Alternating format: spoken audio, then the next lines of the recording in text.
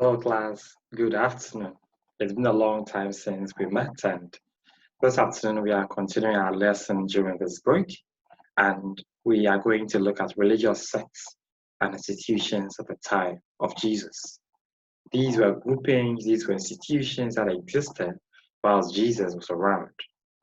This is very important because it helps us to understand the nature of the work that Jesus did, why some things happened to Jesus the way they did, and even why later in the history of the early church, the apostles and the early disciples encountered certain difficulties.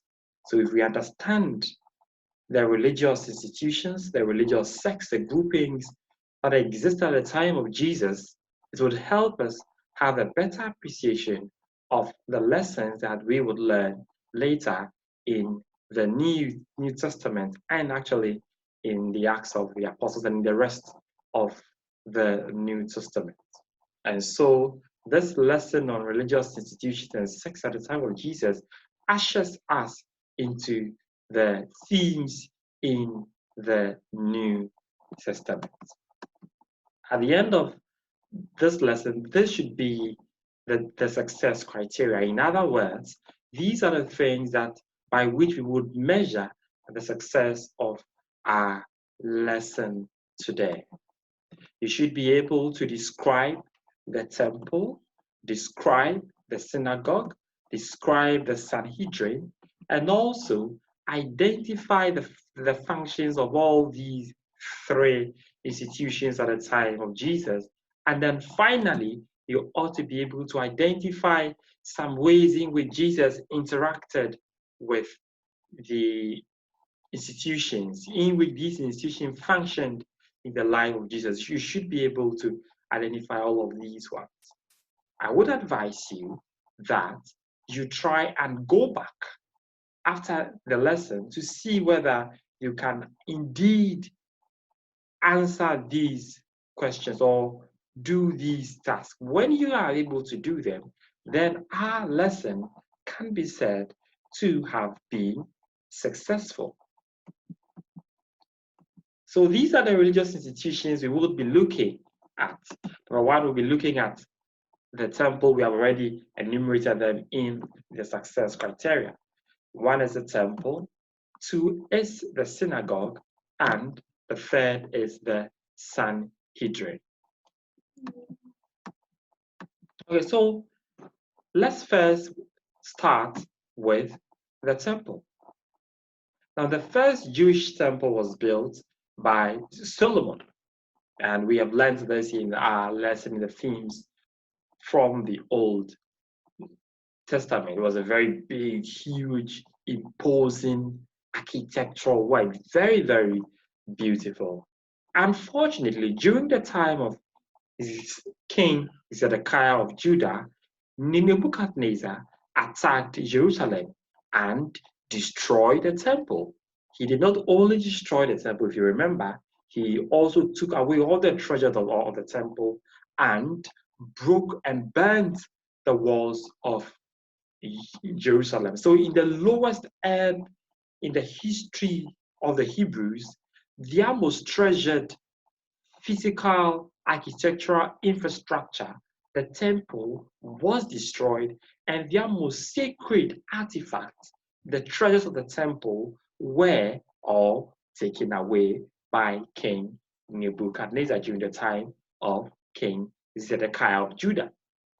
However, when the Jews have been in slavery for about 70 years, and they return under the leadership of Ezra, Zerubbabel, and Nehemiah in 538 BC, Zerubbabel led the Jews to rebuild the temple with Persian support from King Cyrus of Persia.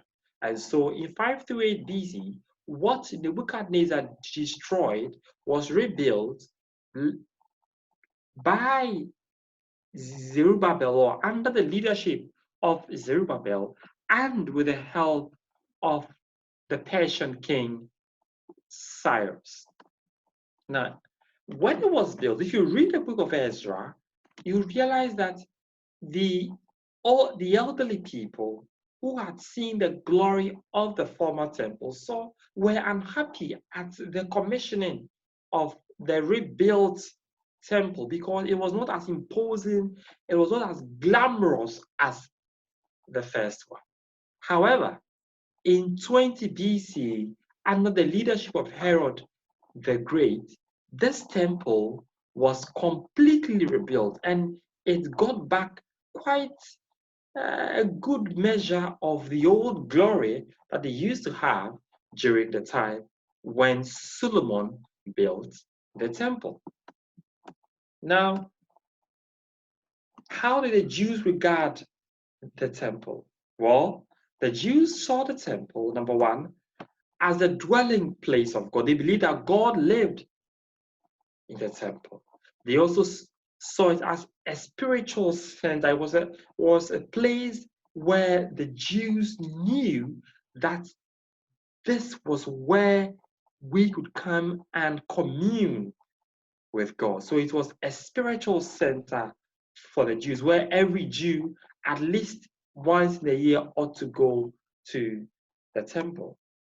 It was also a place for the offering of sacrifices, which was an important aspect of the Jewish religion. So they offered sacrifices in the temple.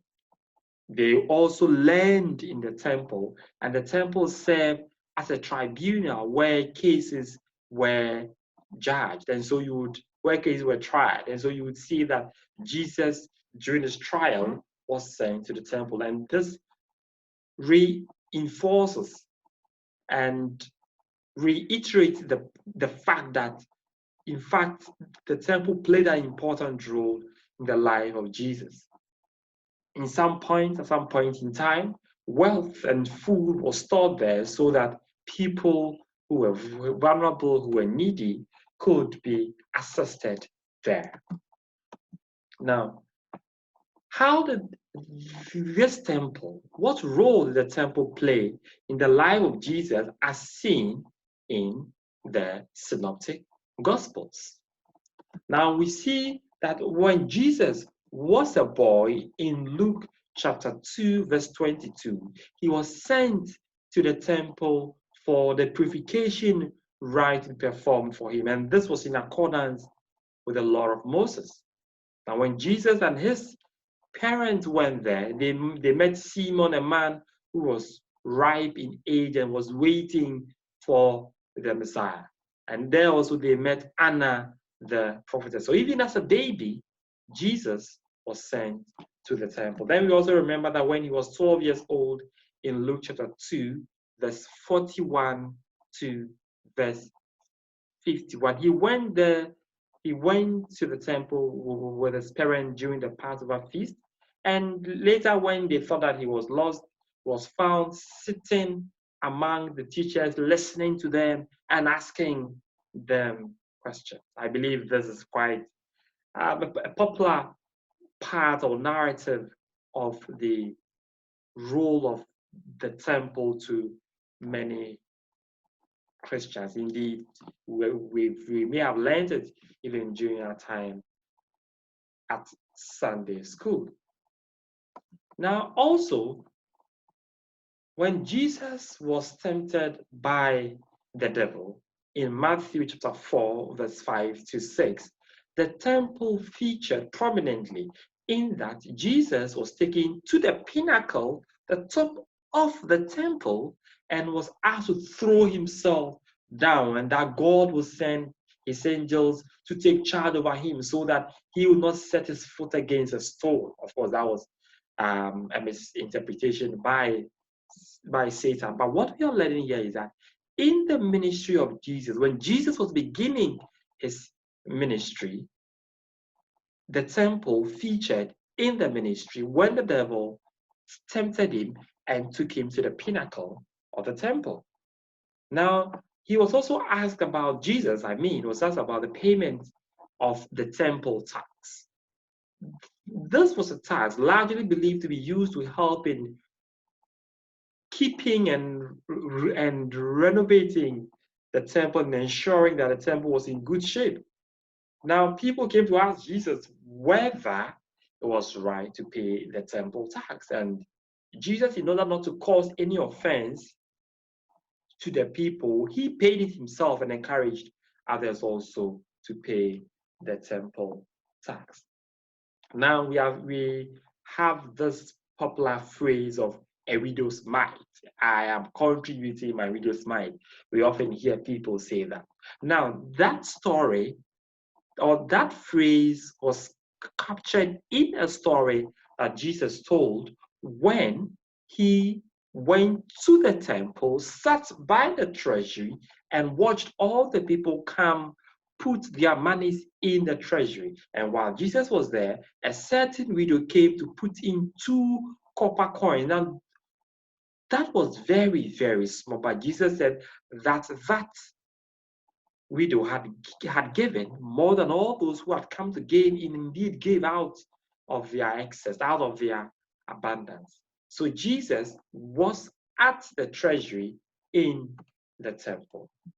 And then he also cleansed the temple on his triumphant entry now into Jerusalem. When Jesus was finally about leaving the earth and he had to go to Jerusalem, he saw the trading, the cheating going on there, and he got angry that the house of his father, which was to be called a house of prayer, had been turned into a den of thieves. And so he cleansed the temple upon his triumphant entry. Now, after cleansing the temple, the priests were unhappy with him because they profited from the trading and money changing that went on in the temple. Some priests had set businesses there, and so they cheated people, those who came to change money, because you couldn't send the denarius into the temple because it bore the image of the Caesar. So you have to change it to the shekel of silver. And so there was more or less a stock exchange. Sorry, there was more or less an exchange there where you go and you change your denarii into shekels of silver. But the people cheated there. And so there was more or less a forex bureau there, but the people cheated them. And Jesus spoke against them. People came to buy sheep and buy goats and buy other animal like birds to sacrifice. And the people sold it to them at extremely exorbitant prices. And so Jesus cleansed the temple. When he cleansed it, the priests were unhappy with him because they were managing that business, or we say they profited from it. Jesus was also charged with the claim that he said he would destroy the temple and rebuild it in 3 days. Of course, this meant an entirely different thing from what they purported to accuse him of. So he was accused of claiming that he was going to pull down this significant building, a spiritual center of the Jews. He was going to pull it down. And so he was accused of that. Now, he also prophesied that the temple would be destroyed. He told his disciples that in AD, he told them, but it happened in AD 70, that unfortunately, the temple, the beautiful temple, was destroyed by the Romans. And so now we move on to the synagogue. Note the spelling very well. The synagogue. Synagogue. Synagogue. What was the synagogue? You may have read in the New Testament especially about the synagogue. What was its history? Where did it come from? What was its function in the life of the Jews? And how did Jesus, in his ministry, use the synagogue? Now, there's an example of what a synagogue appeared to be. This is an artist's impression of the synagogue. So, generally, The synagogue is understood to be a place for assembly or meeting for the Jews. The Jews met there, they assembled there, and what did they do there? Even before we come to what they did there, which probably you may have read elsewhere, the, the synagogue was initially not part of the Jewish culture.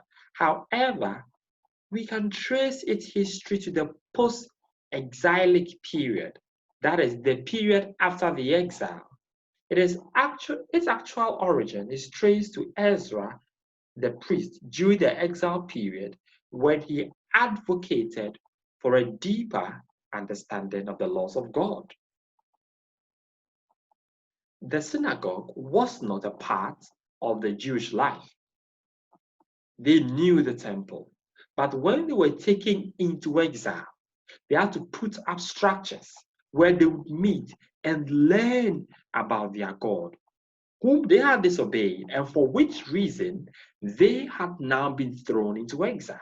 And so Ezra, a scribe, a priest, got up and said, let us learn of the laws of God. Let us have a deeper understanding of the laws of God. And so they had to meet at a certain place. And that place later became known as the synagogue.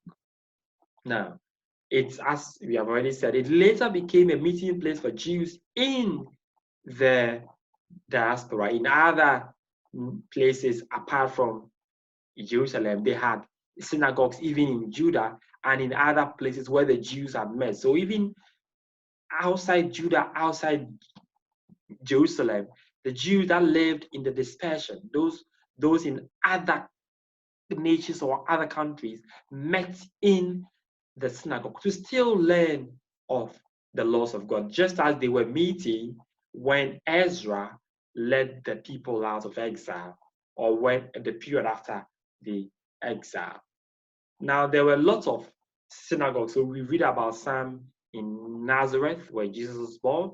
We read about some in Capernaum, and some in other places, even outside of Judah. There were quite a number of synagogues there. Now, it was a place of worship. In the synagogue, they worshipped God, they worshipped Yahweh. However, they did not offer sacrifices there. So although they could worship God, they could only offer sacrifices in the temple. They could also observe the Sabbath service or the Sabbath day in the synagogue. Apart from that, meetings were organized in the course of the week. So we can't say in our modern era that it served as a kind of a church for them, where they would organize meetings in the course of the week. It was also an educational institution for the youth.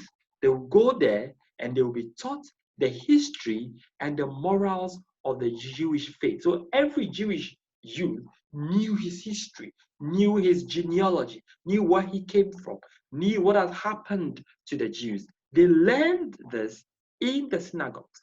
All of them could not come to the temple every week to learn.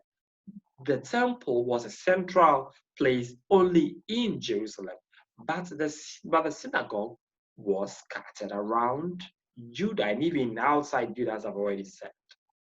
And so the Jewish youth met there and they were taught the history of the Jewish nation and the morals of the Jewish faith as well. So what were the functions of the synagogue? Like we have already said, it served as a place of worship during the Sabbath day and also during some festive days as well. So when they had festivals, they could meet there and worship God during the Sabbath. They could also meet there and they could worship God. It was also a place of learning, as we have already said, where the rabbis explained, expounded the scriptures. So the younger Jewish generation were taught their history and their faith with already mentioned that. And so this was a place where you would often find the scribes who were skilled and knowledgeable in the laws of God. And the Pharisees also went there. The Pharisees were very interested in the knowledge of the scriptures of the Torah. And so we'll learn about them later after we are done with the synagogue.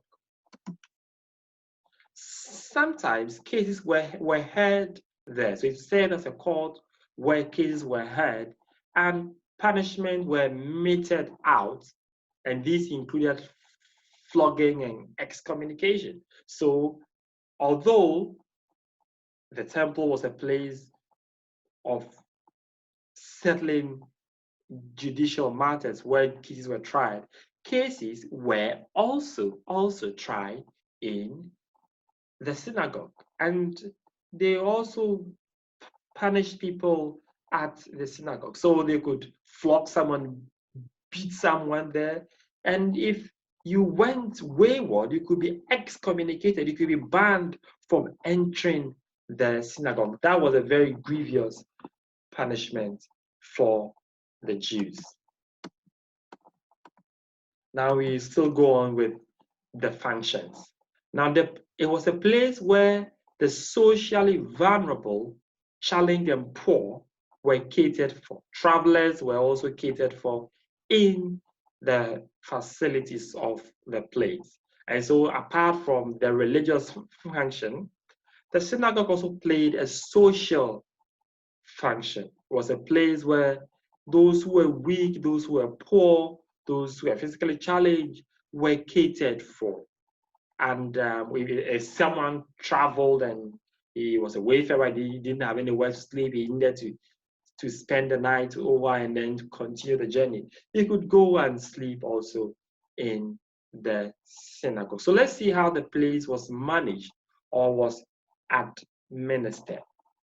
Now, we read about rulers of the synagogue. So there were rulers whose charge or duty it was to maintain the buildings, to maintain order, and supervise worship. So the synagogue had officials who were superintending over its affairs. So it was these people that were called the rulers of the synagogue. So you read about them in Luke chapter 13, verse 14, and then also in Mark chapter 5, verse 22. Their duty was to maintain order in the synagogue. Their duty was to maintain their building and ensure that the building did not deteriorate. They had to also ensure that they supervise the worship of Yahweh in the synagogue. Now, also, we had, apart from the ruler, there were also the elders who assisted in the administration of justice during the hearing of cases. We heard or we learned that cases could be tried in the synagogue. And so there were elders who assisted in judging or trying these cases that were heard in the synagogue. There was also an attendant to the synagogue or an attendant of the synagogue. Now, his duty was to call the people to worship by blowing a trumpet. And so if you observe our Muslim brothers and sisters, there is someone who calls them to prayer.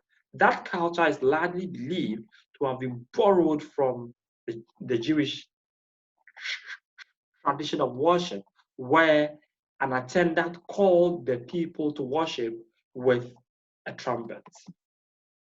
Now, he was also in charge of the scrolls, and he brought them out to be read in the temple, and then he took them away after they had been read. So we read in Luke 4:20 that an attendant of the synagogue brought out the scrolls to Jesus.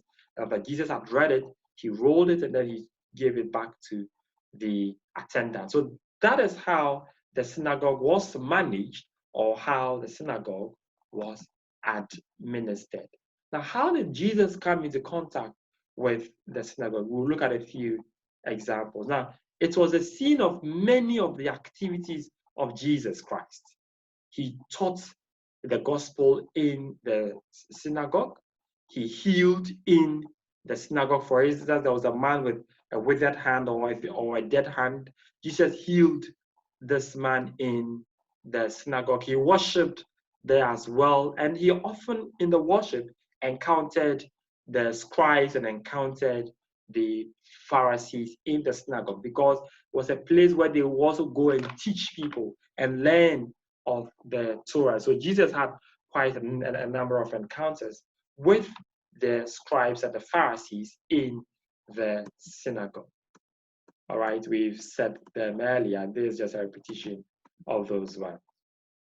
Okay, so we move on to the Sanhedrin. This group of people played a very, very critical role, very critical role in the life of Jesus. So who were the Sanhedrin? The word Sanhedrin is believed to have originated from the Greek word synedron, which means sitting together.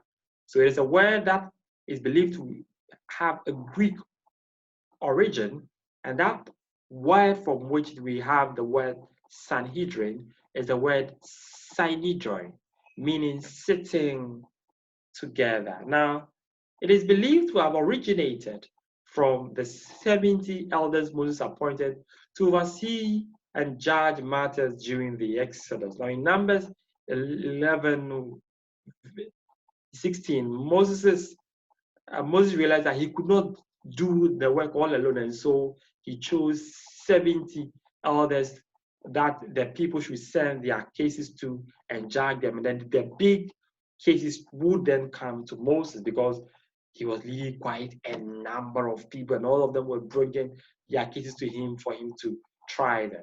And so he appointed 70 elders. And so the history of the Sanhedrin is believed to have originated from that thing which Moses did. Now, they were made up of 71 members, and the president of the Sanhedrin was the chief priest. So at any point in time, there are 70 elders, and one of them, being the chief priest, would be the head or would be the president of the Sanhedrin. Now, if you read the synoptic Gospels, and even in John, so if you read Matthew, Mark, Luke, and John, they were referred to often as the chief priests, the elders, and the scribes. You may not often come across the name Sanhedrin. However, if you come across the chief priests, the elders, and the scribes, that description refers to the Sanhedrin. And we read about them in Matthew chapter 16, verse 21. There are quite a lot of other places where we read about the Sanhedrin. Sometimes they are referred to as the council. Okay, so it's the same thing. Now, they were a mixed composition of Pharisees, Sadducees, and scribes. We will learn about the Pharisees, the Sadducees, and the scribes later. But the Sanhedrin were composed of these groups of people. We'll look at some prominent people who were said to be part of the Sanhedrin. We have Joseph of Arimathea, the man in whose tomb Jesus was buried. We had Nicodemus, who came to Jesus in the night. We had Gamaliel, who was a teacher of the Apostle Paul. We had Saul or Paul himself. All of these people were mentioned as being members of this council or belonging to the Sanhedrin. Now, they had powers. They are regarded as the highest judicial body of the Jews. If it were to be in our modern times, we would say that they were the Supreme Court of the Jews. So they had powers to sit to decide civil, religious, political, and legal matters. So they were the full stop. They had